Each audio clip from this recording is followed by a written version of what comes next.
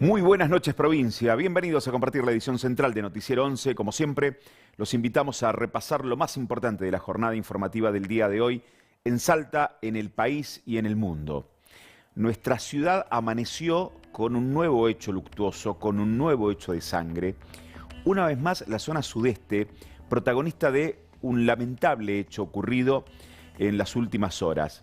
Una vez más, los jóvenes involucrados en estos hechos violentos, que termina con la vida de un joven de 16 años. Ayer justamente referenciábamos en un segmento de nuestro programa, hablábamos de cómo la sociedad de manera violenta parece resolver las cosas, las diferencias. Y esta situación es la que se vivió entre Solidaridad y Barrio La Paz, porque allí se dio justamente este conflicto, un enfrentamiento que terminó con la muerte de un adolescente en una brutal pelea. Las imágenes muestran justamente todo lo ocurrido en el momento exacto donde comienzan a pelearse y donde recibe la agresión mortal.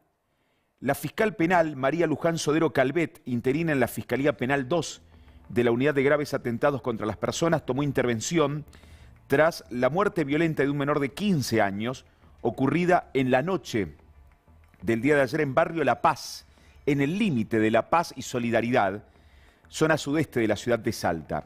Señaló la fiscal que el hecho ocurrió en la vía pública, que al tomar conocimiento se dispuso el trabajo del personal del Cuerpo de Investigadores Fiscales de la Unidad de Investigaciones de UGAP.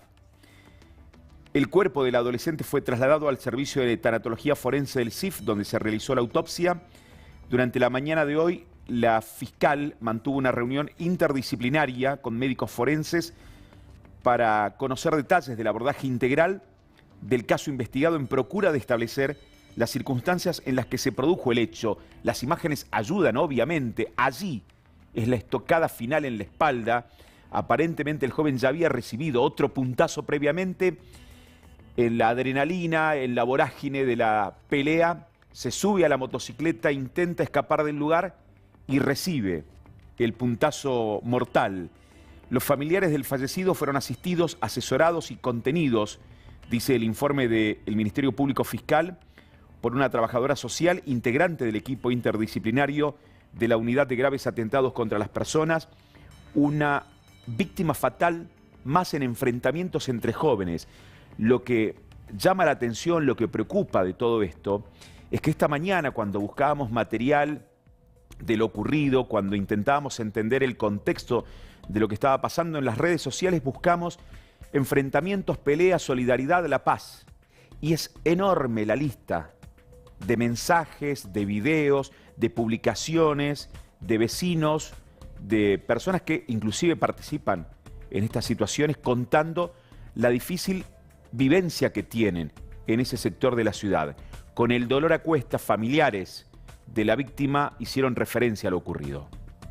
Tengo mis hijos también, que son chiquitos, estaban jugando ahí en el playón cuando fue todo el problema. Se agarraron a pelear y él quiso ir a buscar su moto, y cuando él se sube a la moto, él iba andando en la moto cuando lo han apuñalado en el pecho. Ya le habían apuñalado en la espalda y él seguía y se vino hasta acá y se cayó acá nomás cerca. Se cayó de la moto y ya estaba sin vida, ya estaba sin vida. Me da bronca porque los policías nunca hacen nada. Esta no es la primera vez que se agarran. Siempre lo mismo, pelean por el playón, porque dice que el playón es de ellos, que solo la uno no tiene que estar ahí. Porque los pendejos de la cuadra siempre vienen todos los días, desde hace 2 semanas que vienen todos los días, tirando piedras, tirando botellas, vienen a pedrar las casas. Hace 4 días por ahí han venido los mismos pendejos y han apedrado la casa de una señora, una sandwichera que vende ahí enfrente de la plaza, le han roto todas las cosas. Ya eso ya venía desde hace varios días, hicieron denuncia, todo lo que en la comisaría, los policías, ellos nunca están.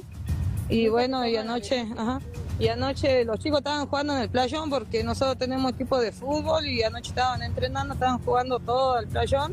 Caído, 4 chicos caído, ese tal Coco y su hermano Guti, han caído con 2 pendejas, una tal Ariana y una Zoe Caro, creo que se llama la otra chica. y ellas son las que le pasan la punta, porque vienen ellos a querer pelear, pelean como 3 veces y lo voltean a Coco, lo hacen cagar, y en esa viene y salta la pendeja y la pendeja le pasa una punta a Coco. Coco bueno, lo empieza a corretear todo porque eran un montón de chicos, sí. Empieza a corretear a cualquiera y todos han salido corriendo y Bauti se vuelve, Benja o Bauti es la misma persona, se vuelve a buscar su moto porque él estaba en moto. Él se vuelve a buscar la moto y en esa él acelera y Coco se da la vuelta y se viene ciego. Él ha venido directamente a matar a cualquiera. Así de crudo como relatan los vecinos, los familiares, los conocidos, las personas de la zona, relatan crudamente lo que ocurre en ese sector de la ciudad de Salta. La zona sudeste es la que más ha crecido en los últimos tiempos en la ciudad, con estos inconvenientes, con estas situaciones de violencia, de inseguridad. Preguntamos al secretario de Seguridad de la provincia, que depende del Ministerio de Seguridad y Justicia, sobre la situación, cuál era la mirada que tenía justamente esta secretaría, el Ministerio de Seguridad al respecto. La muerte de este joven adolescente es una situación triste, compleja. Nosotros del Ministerio de Seguridad nos ponemos a disposición, de hecho ya lo hicimos, de los familiares de este joven fallecido, y por supuesto nosotros desde la Policía de la Provincia hemos actuado, se está trabajando fuertemente, todo esto está en materia investigativa, lo está llevando la Fiscalía a cargo de la doctora Sodero.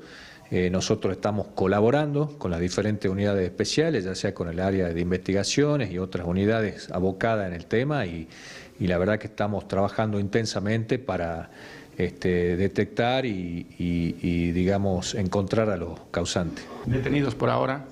No, de todas maneras no podemos dar ningún tipo de información para no, digamos, entorpecer la tarea investigativa de la justicia. Lo que sí le puedo decir es que estamos trabajando intensamente, están unidades especiales de la policía abocadas en la zona desde anoche, buscando intensamente y por sobre todas las cosas mantener el orden en el lugar. Mantener el orden en el lugar, está la búsqueda, no entorpecer la investigación, claramente con los datos y con las imágenes. La Fiscalía habrá avanzado con la solicitud de las detenciones correspondientes, que seguramente se concretarán en las próximas horas, pero mantener la calma, dice el secretario de Seguridad, básicamente por el contexto que se está viviendo, si a todo lo que veníamos relatando que ocurre en ese sector se suma este hecho gravísimo de inseguridad, un caso mortal, un caso fatal, y que no haya personas detenidas por el momento, este audio, este video de algunas personas que hablan de justicia por mano propia, tiene sentido el planteo de estar muy atentos a lo que pueda ocurrir en las próximas horas. Te roban, te quitan todo, bajas de los colectivos, te sacan los celulares, no puedes estar tranquilo con los chicos sentados en la plaza porque tiran piedra, no se puede estar tranquilo en el barrio. Acá no hay justicia, acá la policía viene, mira y se va de nuevo. La justicia no hace nada, se tomará por mano propia lo que sea, porque los chicos ya lo que han matado ya se han ido a otro lado. Lo tienen escondido en otro lado. Esto ya había parado y hace poco ha salido ese tal Coco, ha salido de está en cana.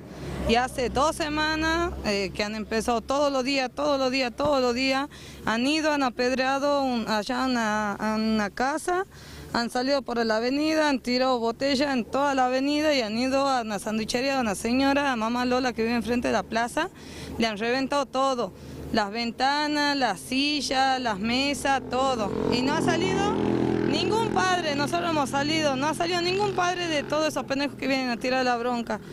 Los chicos acá son más chicos que ellos, tienen 14, 15 años y ellos son changos de 20 años, 20. Son que se vienen a hacerse lo vivo, nomás por eso es que si la justicia no hace nada, bueno, lo haremos nosotros con manos propias porque ellos se van a regalar, cada uno van a volver a su casa. Nosotros conocemos la casa de todos ellos, nosotros no hacemos daño porque nosotros somos pavos grandes, somos gente grande, nosotros no nos queremos meter, pero ellos han venido y se han metido con el hijo de uno de los amigos de nosotros, así que nosotros le vamos a responder de la misma forma. Si la justicia no hace nada, va a ser todo de la misma forma, va a ser respondido.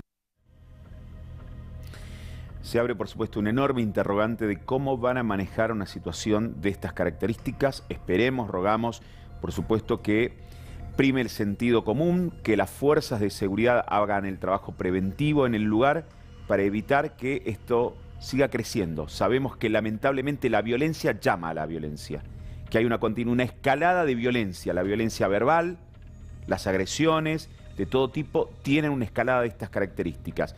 Porque decíamos ayer, lamentablemente en estos tiempos pareciera que todo se resuelve de manera violenta. Recuerdan que mostrábamos lo ocurrido en San Carlos, nos costaba entender la situación que se había dado en una carrera cuadrera, en unas carreras de caballos que se daban en la localidad de San Carlos. Nos llamaba la atención si efectivamente estas imágenes, este también enfrentamiento que pudo terminar en una tragedia, porque se ve a la persona, a la víctima, a la persona agredida, tendida en el piso durante un buen rato sin moverse, parece inclusive una situación más grave, aunque después nos enteramos que fue una situación que pudo ser subsanada por las autoridades de salud, pero además observamos en una carrera de caballos personal policial. Fuimos a preguntar de paso también al secretario de Seguridad respecto a esta situación ocurrida en los Valles Calchaquíes. Por lo general este tipo de eventos tienen que tener los permisos y el aval municipal, ¿no? Este tipo de actividades, más precisamente lo que sucedió en San Carlos, tenía el aval este tipo de carrera y nosotros lo que hicimos es prestar un servicio adicional que se denomina justamente por la cobertura que tenemos que cumplir en materia de seguridad en la zona. De acuerdo a los informes que nos llegan, hubo una situación de gresca entre algunas personas. Esto fue alrededor de las 19 horas, ya casi finalizando el tema de las carreras, y bueno, donde tuvo que intervenir inmediatamente el personal que estaba apostado en el lugar con otros refuerzos que llegaron para mantener el orden, ¿no? A raíz de esta situación hubo una persona lesionada que, de acuerdo a los informes que tenemos, está fuera de peligro. El mismo día, a la noche, fue dado de alta, lo habían llevado al hospital más cercano por una cuestión obviamente de las lesiones que tuvo, pero podemos decir que fue dado de alta el mismo día. Y toda cuestión de violencia está en muchos casos ligado por los consumos problemáticos. El consumo de alcohol, el consumo de drogas, todo tiene que ver lamentablemente en estos tiempos que vivimos. Y muchas veces pensamos que hay lugares donde hay cierto resguardo, pero lo que ocurrió, por ejemplo, en el penal de Villa Las Rosas, demostró que el penal más importante de la provincia de Salta tiene gravísimas irregularidades, que día a día, a medida que va avanzando el juicio en la causa donde se investiga a 20 personas por la venta de drogas, por permisos especiales, también por las investigaciones respecto a puntas o armas blancas que se encontraron en el penal de Villa Las Rosas, cada vez tiene mayores novedades. Por estas horas, la novedad de la jornada del día de hoy indica que el Tribunal de Juicio, integrado por los jueces Federico Díez, Paola Marocco, Javier Araníbar, ordenó la detención de Marcelo Romero, subdirector de la Unidad Carcelaria 1, hasta el cierre de la audiencia. La medida se adoptó ante el pedido de la unidad fiscal de relevarlo de su juramento al considerar que con su declaración se estaría autoincriminando y configurando un incumplimiento en los deberes de funcionario público. Tras el cuarto intermedio, se dispuso su liberación. Y adelantó el Ministerio Público Fiscal que van a solicitar una investigación al testigo, a una de las máximas autoridades justamente del servicio penitenciario. Romero fue el primer testigo de la jornada del juicio contra 20 personas acusadas de integrar una red narcocriminal. En su declaración explicó que las requisas a los internos se realizan en forma general o sorpresiva, sin previo aviso al jefe de pabellón. Consultado sobre las puntas secuestradas en el escritorio del jefe del pabellón, dijo: no son puntas, son punzones chicos, que no se trata de elementos prohibidos, hace referencia a las puntas que justamente habíamos mostrado, inclusive apenas aparecieron en la investigación. Aclaró que se distinguen dos tipos de puntas: la tipo arpón, con más de 1 metro, elaboradas por internos con palos, y otras de más de 40 centímetros. La Fiscalía solicitó la exhibición de fotografías de los elementos secuestrados. Tras observarlos, el segundo jefe, el vicedirector de la Unidad Carcelaria número 1, hizo referencia a las puntas que habíamos justamente citado, que los presos las usan para sacar punta al lápiz. Esa fue la declaración del vicedirector de la unidad carcelaria. Algunos recordarán las imágenes que mostrábamos justamente de las puntas que habían secuestrado en la unidad carcelaria. En cuanto a los celulares secuestrados el día del allanamiento, dijo recordar un solo aparato de uso institucional. Durante su testimonio, además, contó que continúan arrojando droga a los internos que a escondidas siguen consumiendo.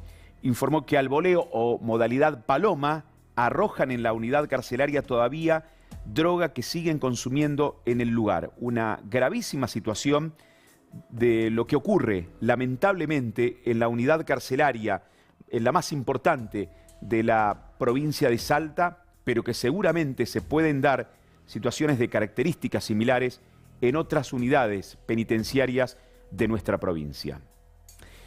Y cuando hablamos de casos, de causas muy complejas, muy difíciles, el fentanilo, ¿se acuerdan que hace un tiempo atrás las imágenes nos llevaban al referenciar el fentanilo, a hablar del consumo adictivo que se daba en algunos países, principalmente en los Estados Unidos? Se hablaba de los zombies del fentanilo, por el consumo adictivo justamente de esta droga. Una droga que ya ha matado por una contaminación en el laboratorio a 97 personas en la República Argentina. Una situación realmente muy grave que se vive en nuestro país. Son 96 las muertes detectadas en Formosa, Córdoba, Santa Fe y Bahía Blanca. La cifra fue actualizada desde el Juzgado Federal de La Plata a cargo de Ernesto Kreplak. Los pacientes fueron tratados con el medicamento de la empresa farmacéutica que complica la situación procesal de 24 sospechosos que tienen prohibido salir del país. La pregunta es cómo y cuándo se controla el fentanilo que se debe utilizar en los hospitales, en clínicas. En el caso de la provincia de Salta, ¿cuál fue el accionar del Ministerio de Salud al respecto? Nosotros recibimos la notificación desde ANMAT en el mes de mayo, que nos indica la necesidad de retirar un lote de fentanilo porque se había detectado contaminación bacteriana en unos pacientes en un hospital de La Plata. A partir de eso, de esa información, nosotros lo que hacemos es notificar a todos los hospitales y sanatorios de la provincia sobre el problema, que igualmente es de público conocimiento porque el ANMAT lo publica en su página, y solicitamos la puesta en cuarentena de todas las ampollas existentes en las instituciones. Así fue como alrededor de 4.000 ampollas fueron dejadas en cuarentena en distintos hospitales y clínicas privadas de la provincia. ¿Y qué significa la cuarentena? ¿Se revisa, luego se puede volver a usar, se descarta? No, en general la cuarentena es una medida preventiva para que ya nadie más use y queda eso en espera de que nos den instrucciones si hay que destruirlas o si hay que mandar las ampollas a algún lugar. En realidad hubo una primera instrucción que fue de juntar todas las ampollas en un solo espacio físico y después llegó una orden judicial desde La Plata indicándonos que cada hospital debía mantener en cuarentena las ampollas en espera de la decisión que tome el juez y del siguiente paso que nosotros tengamos que respetar. Y mientras tanto este insumo, ¿se compra otra empresa? ¿Cómo se distribuye? Nosotros compramos fentanilo a una droguería que es la que ganó la licitación pública de la provincia. Entonces lo que hicimos es inmediatamente pedirle a esta droguería que nos haga entrega de otra marca. Entonces a todas las instituciones se distribuyó inmediatamente porque es un medicamento de muchísimo uso. Entonces inmediatamente se reemplazó los stocks que tenían los distintos hospitales con el mismo medicamento pero de otro laboratorio. ¿Y de aquí en adelante tienen que esperar alguna otra normativa? ¿Cómo sigue la situación? Nosotros recibimos diariamente y más de una comunicación de ANMAT, están permanentemente dándonos instrucciones o haciéndonos preguntas, así que bueno, nada, seguiremos en contacto hasta tanto nos digan si las ampollas las van a venir a retirar. Hubo en algún momento indicios de que iba a ser Gendarmería la que retiraba las ampollas, pero bueno, esto todavía no se ha concretado, así que estamos esperando y cada uno con la reserva de las ampollas y sabiendo de que eso no se puede utilizar.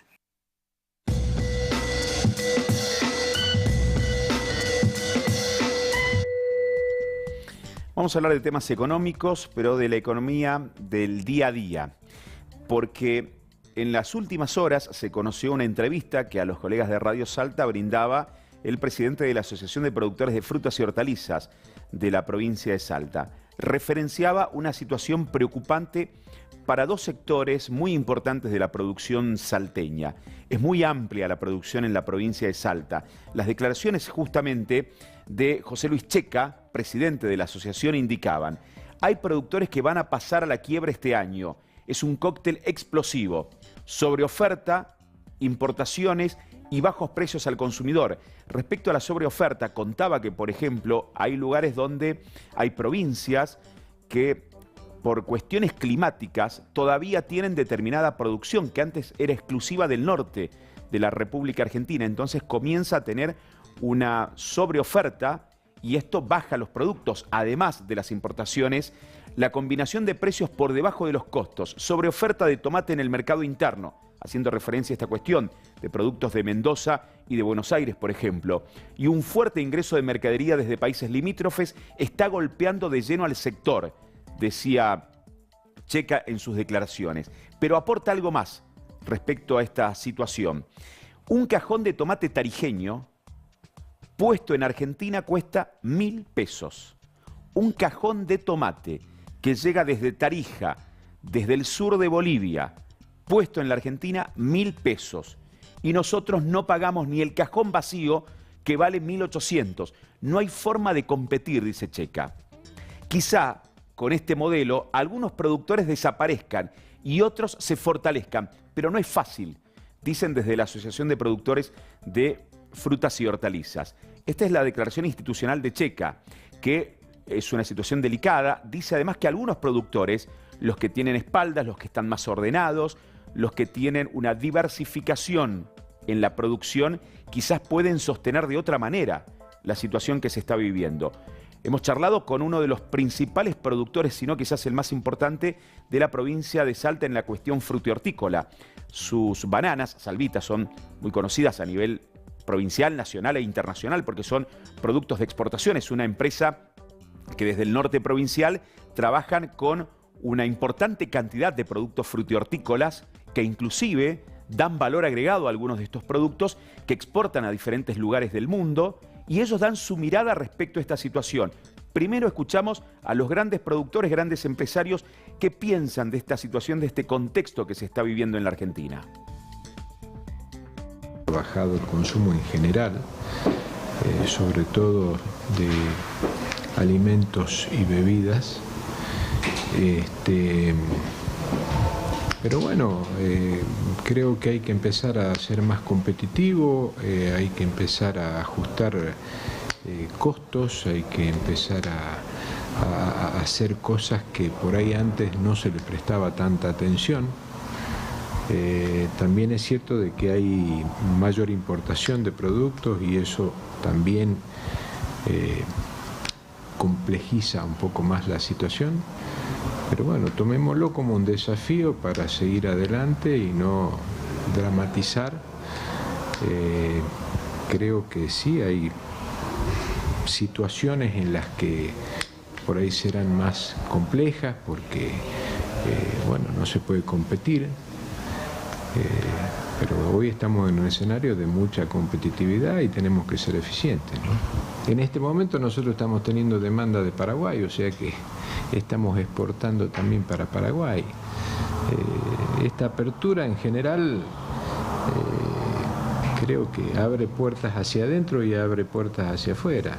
Y hay movimientos internos donde tendremos que ir caminando sobre pasos firmes y con mucha eficiencia y con mucha calidad, sobre todo en nuestros productos tenemos que tener mucha calidad. Esto que estamos viviendo es una situación de mucha exigencia. Convengamos que lo que hemos venido pasando hasta ahora, la misma inflación ha ido disimulando muchas ineficiencias. Hay muchas empresas que por ahí han estado de pie, subsistiendo porque la inflación los venía empujando y porque el dólar subía y porque ganaban a lo mejor financieramente, pero no por producto de su propio negocio.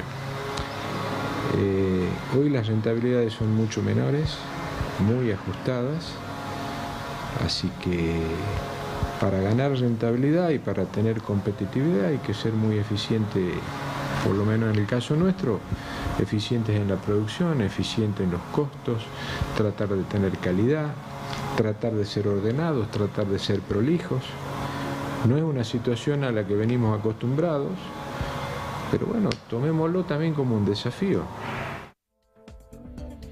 Un desafío que cada uno podrá manejar a su manera. Referenciábamos los otros días del metro cuadrado, la referencia que a veces tenemos de la realidad. Cada sector también tiene sus diferentes eslabones, sus diferentes escalones de productividad, de espalda financiera, de mirada, de producción. Por ejemplo, en Jujuy se ha dado por estas horas una movida muy noventosa. En los años 90 recordamos que los productores, por ejemplo, de tomate, arrojaban el tomate al costado de la ruta 34, entonces podíamos ver desde metros antes de Colonia Santa Rosa hasta casi Urundel cómo tiraban los tomates al costado de la ruta. Decían los productores entonces, no tiene precio ni para llevarla al mercado de abasto de Orán. Esa era la realidad. En ese momento estaba ingresando tomate de Chile, ingresaba la banana ecuatoriana, el azúcar subsidiada de Brasil, porque tiene el subsidio, la azúcar, por justamente cómo se utiliza la caña de azúcar para los combustibles en el vecino país. Eso afectaba directamente, es por eso el cierre en su momento del ingenio Tabacal, la situación que se había dado también en el departamento Güemes, una realidad muy noventosa.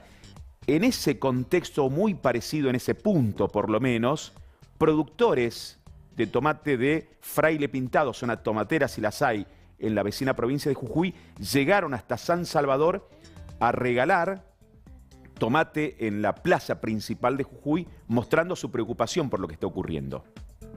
En estos momentos estamos padeciendo el tema de la venta muy baja. Se está vendiendo a 2.000, 2.500 el cajón embalado de tomate. Y con eso no llegamos a pagar los gastos que conlleva eso. Así que por eso allá en Fraile se está tirando mucha verdura y por esa causa trajimos acá a la plaza central de Jujuy para que vea el gobierno de que, bueno, por lo menos de esa manera hacemos una protesta pasiva y regalar la verdura, lo que tengamos un poco a la gente. ¿A qué se debe el bajo costo, el bajo precio con el que hoy están ofreciendo el producto? Bueno, todo creeríamos que estamos, como es enterado por que han abierto las exportaciones y ahí viene el bajón acá también a todos, así que lo que sufren son los del campo. O sea, al ingresar producto de afuera, ustedes se ven obligados a bajar el precio. Sí. Es que vienen y te ofrecen ese precio y no te quieren pagar más, así que y no lo quieren llevar a un costo más alto. ¿Cuánto tendría que costar hoy un cajón de tomates para que sea rentable? Entre 25 a 30 mil pesos.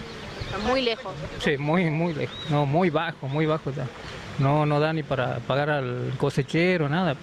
¿Y qué costos de producción demanda o cuáles son los principales puntos en cuanto a la producción, a lo que el trabajo en sí?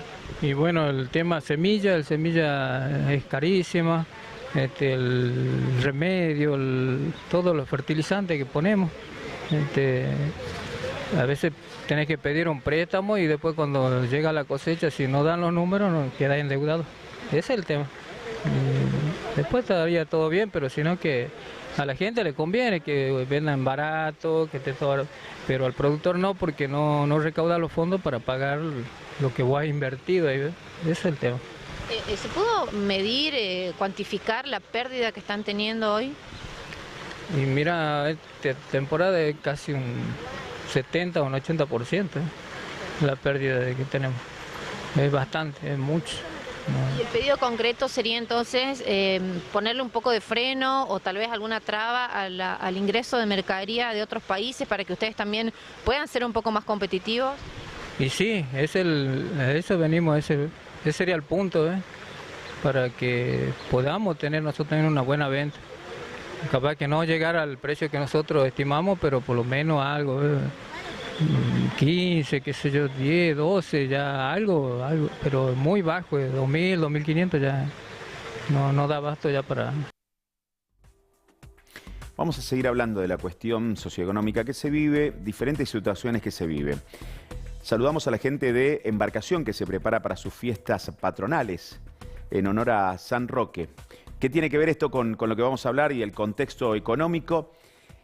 En la homilía o en el momento de la celebración religiosa, el padre Juanjo Manzano, en la iglesia justamente de la localidad de Embarcación, los colegas de VC, Canal 10 de Embarcación, estaban filmando ese momento y toman el testimonio del cura párroco contando una situación que les tocó vivir. Le cortaron el gas, pero tiene una explicación, porque no era la iglesia la que tenía que pagar el gas.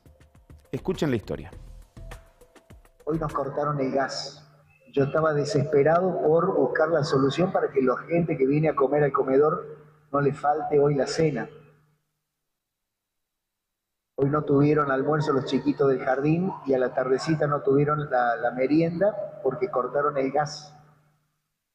Porque la parroquia le prestó este lugar al Jardín de Infantes de la Gobelia hace 4 años.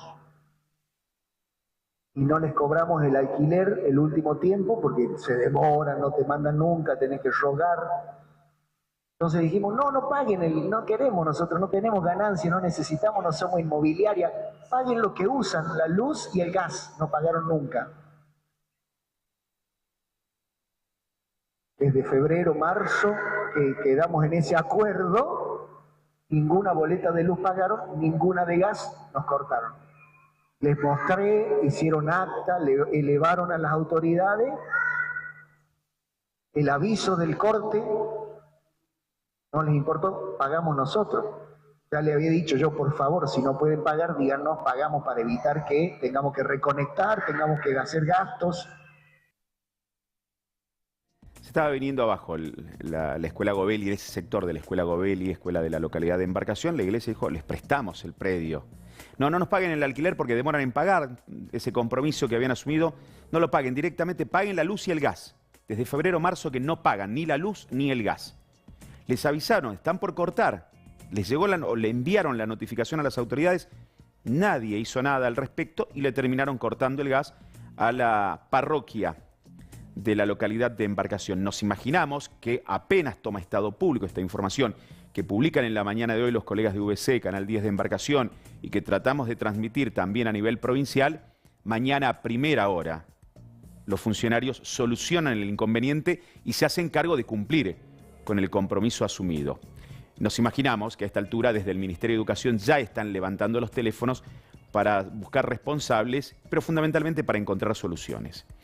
A la vez tienen otra situación en el Ministerio de Educación, que es el conflicto docente que continúa, que hoy se cumplieron asambleas, marchas recorriendo las calles de la ciudad, la manifestación que llevaban adelante los afiliados al gremio de CITEPSA, los gremios que no han firmado el convenio oportunamente, en este caso CITEPSA, a quien venimos escuchando permanentemente a través de nuestro servicio informativo. La concentración se realizó en la escuela normal, la marcha recorrió varias calles céntricas y establecimientos escolares. Esto es en el marco del paro de actividades que llevan adelante este grupo de docentes. Desde el gremio informaron que esta tarde estaba prevista la asamblea cerca de las 5 de la tarde. Veremos si hay alguna determinación al respecto. Ratifican la medida de fuerza de este paro progresivo hasta el próximo día jueves inclusive, y a partir de allí se verá qué determinación se toma al respecto.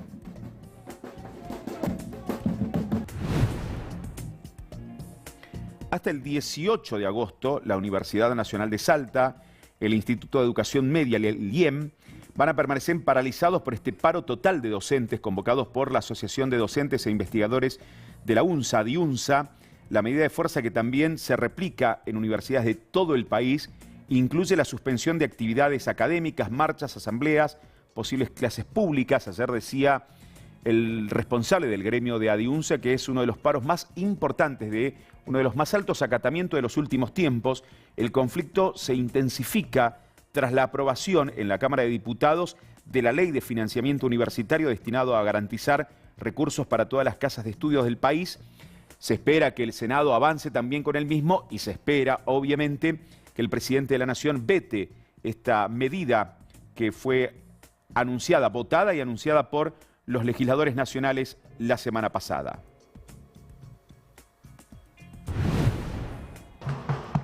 Desde Hipólito Yrigoyen, aquí nos encontramos los compañeros, los trabajadores municipales,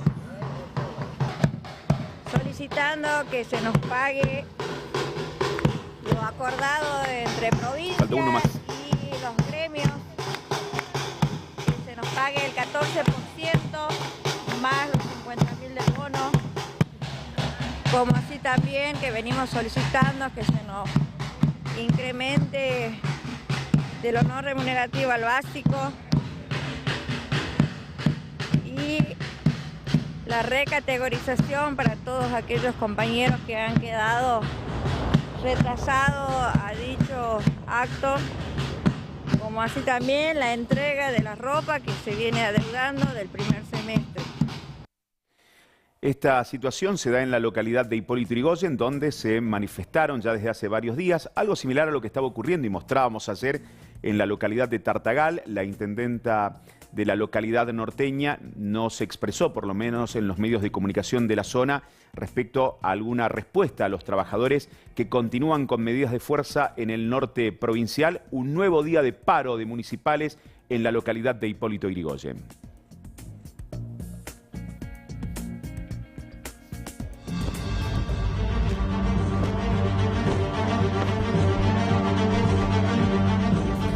El gobernador de la provincia, Gustavo Sáenz, estuvo haciendo una recorrida en diferentes medios de comunicación de Buenos Aires en las últimas horas y ante estas preguntas obvias, primero de qué posición va a tomar respecto a las elecciones del mes de octubre, dijo que quedaba librado justamente a los diferentes sectores que lo han venido acompañando en este proceso electoral para que en las elecciones de octubre determinen qué quiere hacer cada uno de los sectores, de los espacios políticos que convergen hoy en este gobierno provincial. Pidió además, una vez más, a los funcionarios nacionales que salgan de su escritorio en Buenos Aires y vengan a recorrer el interior de la provincia.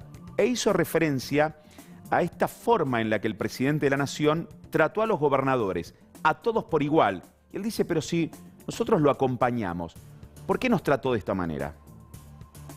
Sobre todo con aquellos que acompañamos este proceso tan importante que era el de, al no haber presupuesto, de acompañar leyes que entendíamos fundamentales para que el gobierno pueda llevar adelante su plan económico. Pero el propio presidente los metió a todos los gobernadores. En la misma bolsa. Aún los amigos en la misma bolsa. En la misma bolsa. O sea, usted era igual que Kicillof. Bueno, eso es lo que... ¿Eso lo ofendió? No me ofendió, pero yo lo vengo diciendo hace... La lealtad, no sé cómo la entienden algunos, pero para mí es una avenida de ida y de vuelta. Totalmente. Y lamentablemente, en mi caso personal, no voy a hablar en nombre de otros gobernadores, yo no he sentido por parte del gobierno nacional esa devolución y no la sentí en las elecciones provinciales, cuando me fueron a cascotear mi rancho o el rancho de los salteños. ¿Quién se lo cascoteó? Y bueno, el grupo de dirigentes libertarios que tienen en Salta. O sea, si yo a nivel nacional acompaño... ¿Y ahí también estaba Lule Men en mi compañía o no? ¿Usted los separa? No, yo trato de separarlos, pero yo entiendo que si a los gobernadores nos piden que los diputados acompañen, entiendo que si ellos también tienen la misma motivación para con nosotros, pueden decirle a sus dirigentes, che, este señor, este gobernador nos está acompañando y nos está ayudando a llevar adelante un plan de gobierno que si no hubiese sido por ellos no lo hubiésemos podido hacer. Berti Venegas Lynch, diputado nacional de La Libertad Avanza, en una entrevista radial contó algo que no deja de llamar la atención y a la vez de preocupar. ¿Cómo se hace para que no se sienten en sus bancas y den quórum algunos diputados? Algunos lo harán por una estrategia política, electoral, si se quiere, pensando en las elecciones del mes de octubre, por una cuestión ideológica. Todos creemos que cuando votamos a un diputado o un senador es para que se sienten y discutan si están de acuerdo o no con determinadas leyes y que la mejoren en comisiones. Pero Berti Venegas Lynch dio a entender en las declaraciones radiales que cambian un voto o no dar quórum a cambio de estar en una lista. Mira, a mí no me dejan hablar mucho en el bloque de esto, que yo tenía ganas de prender fuego a todos los diputados que en algún momento, por lo menos para defender los DNU que mencionaste de Sturzenegger, se iba a hacer una maniobra para no dar quórum y por lo menos contener eso, se comprometieron a levantarse y no lo hicieron. Y son todos estos tipos que uno pretende que tengamos cintura y canales de diálogo, con tipos que te chantajean. Entonces tenés una parte del Congreso que quiere romper todo y quiere romper a la Argentina y que a la Argentina le vaya mal, y otra parte del Congreso, otro tercio, digamos, lo usa para chantajearte y para meterse en las listas de la Libertad Avanza porque se les está terminando su proceso legislativo. Entonces, o sea, como lo que usted dice es que era parte de una negociación para poder estar en las listas. ¿Te doy el voto o te lo saco? Directamente, y no te puedo dar nombre porque si no me da un despelote fenomenal.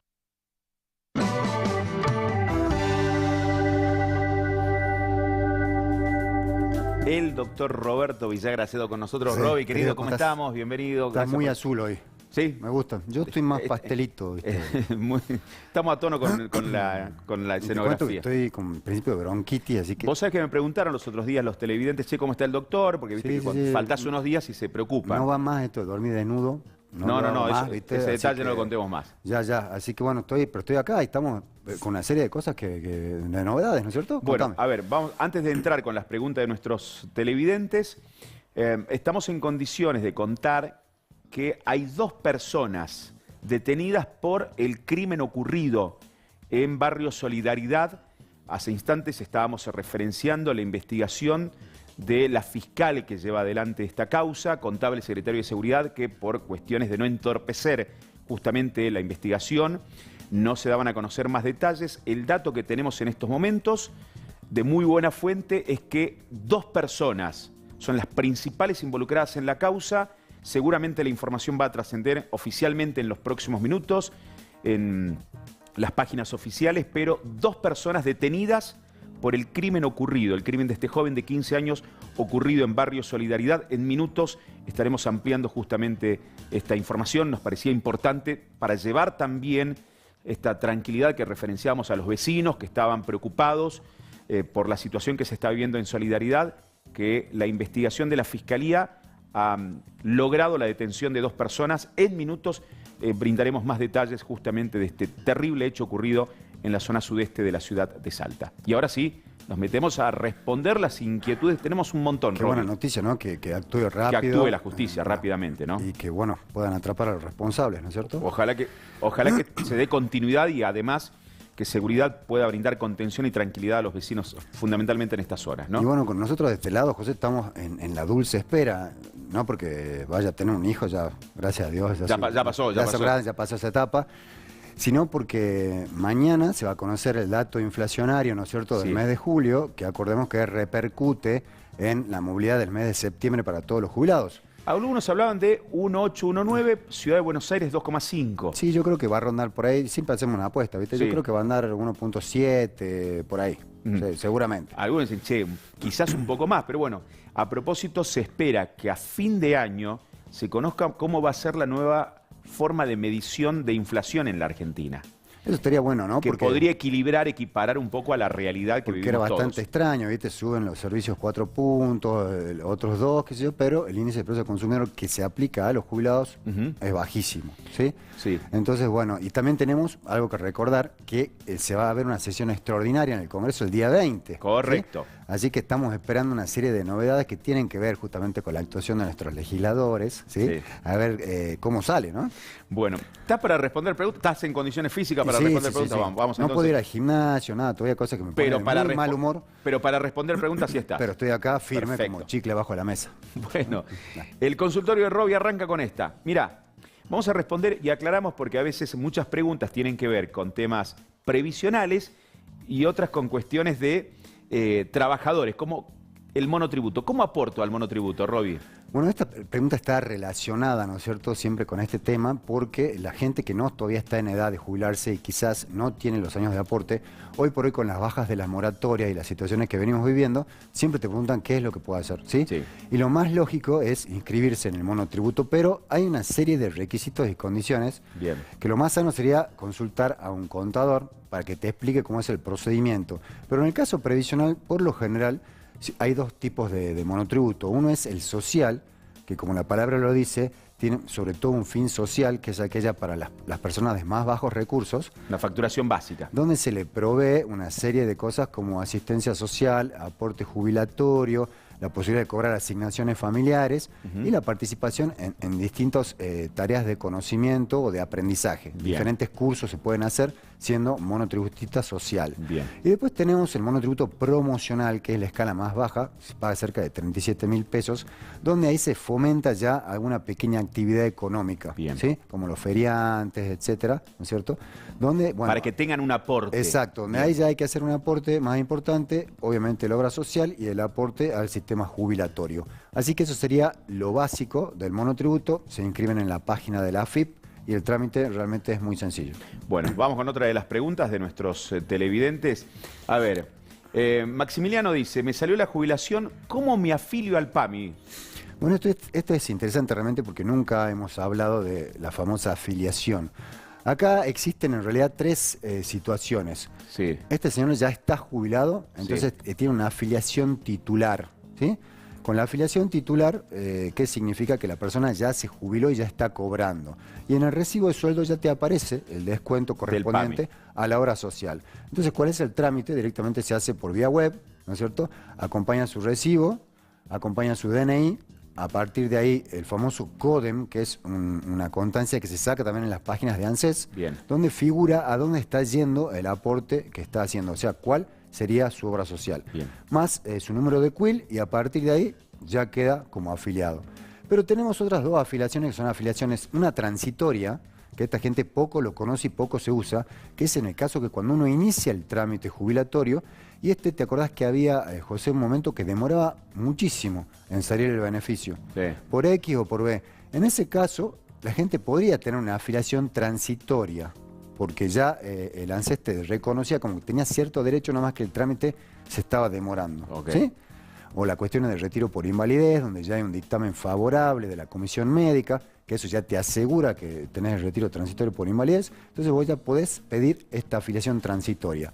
Y la última es una afiliación adherente, donde vos podés adherir a tu cónyuge o a los discapacitados o menores. Bien, ¿sí? Todos esos trámites se realizan en la página. En la página web son exactamente iguales. Perfecto. Y como siempre decimos, algún joven que pueda ayudar a algún adulto mayor que no esté tan familiarizado con la tecnología, que lo haga. Sí, eso es lo mejor, ¿viste? Porque hoy todo es tecnología, el manejo de las páginas de los bancos, AFIP, ANSES, ARCA, perdón, ARCA, me quedé en el tiempo, exactamente. Germán Arca. Pedí mi certificación de servicios y me figuran como tareas comunes. Yo fui chofer toda mi vida. ¿Qué hace con este tema? Bueno, este tema realmente es problemático y hay muchas situaciones que se dan. ¿Por qué?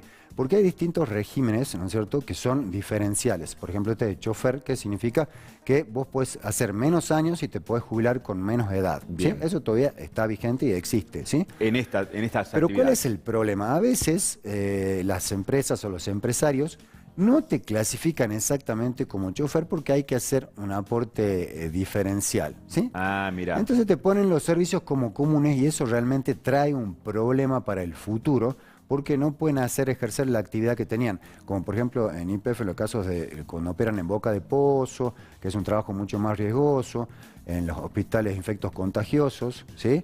Claro. Donde tienen otro ¿Y cuidado. ¿Qué debiera hacer, digamos? Si yo, no sé, a mí me dicen, bueno, vos sos redactor, no periodista conductor. Yo tengo que ir y decir, no, porque mi servicio es este. Lo primero que hay que hacer es tratar de hablar con el empleador y darle a entender que fue un error de tipeo.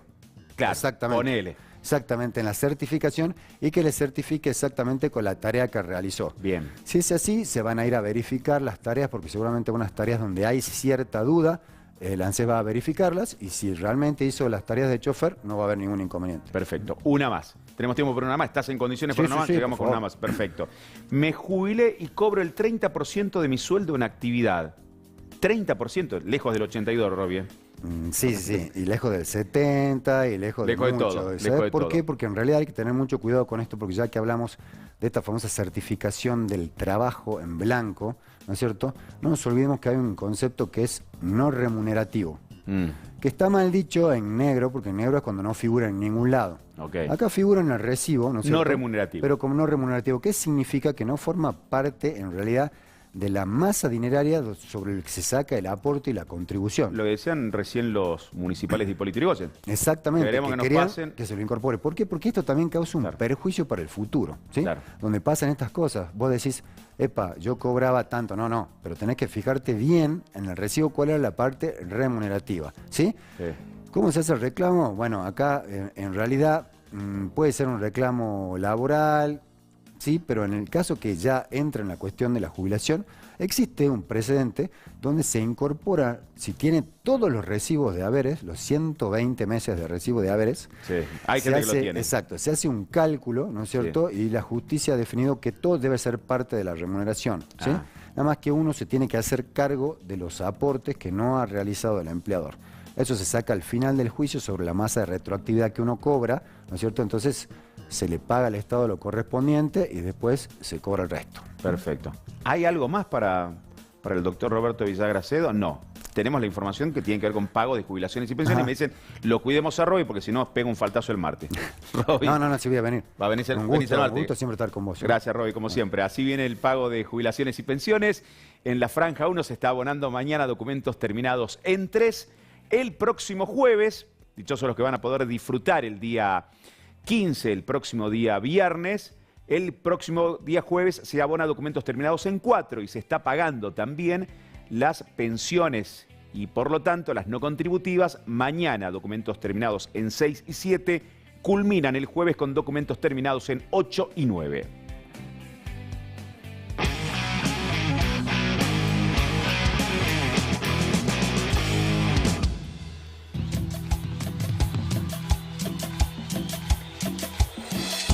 Hoy en el Día de los Trabajadores de la Televisión, estamos tratando de terminar rápido porque a las 9:15 tenemos que dirigirnos todos a la celebración organizada para el día de la fecha, pero entre todos hicimos una votación y elegimos con qué canción cerramos el primer bloque. Esto es lo nuevo de Qué Personajes, que difundió la segunda parte de Preludios, una recorrida en la que conmemoraron parte de su carrera. Aquí junto a Valesca del grupo Anaconda, tiene espinas el rosal, dice la canción. Un poco de Qué Personajes, pausa. Y cuando regresemos más información en la pantalla del 11.